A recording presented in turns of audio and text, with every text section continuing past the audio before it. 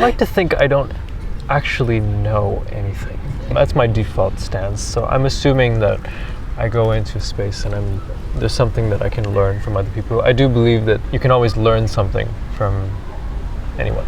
You can always learn something from your experiences, and so there's a sense of like not being certain or sure about how things are or whether you are right or wrong about certain things. I mean, I do have strong opinions maybe about certain things, but my default position is just to try to understand, you know. And I was in this world that was a bit more activist for a while. It was kind of like my social group. I sort of was affected by that, and I became more like that. And also this was the time of Twitter and calling people out and canceling. It's just so I was kind of doing all those things and feeling good about myself that I finally have come to the right way of doing things and understanding.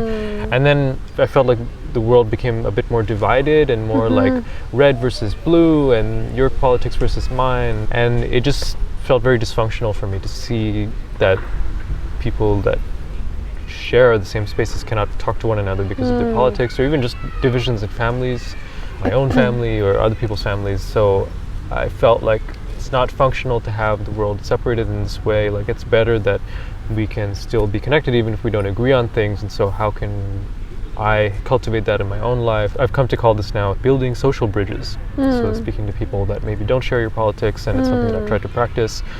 So I now try to consider myself someone who can speak to anybody, and I could just try to look at them as a human being, and it doesn't matter that we're not actually on the same page. Like, yeah, maybe I find it problematic, like what they believe in, and there are some limits to how I can engage with these kinds of people, but how can we still accept the reality that like we are sharing the same space, and like you can't just like flick people out and expect it to sort of resolve itself. Like this idea of like call in versus call out, you know, or find a way to integrate, I think that's just more functional.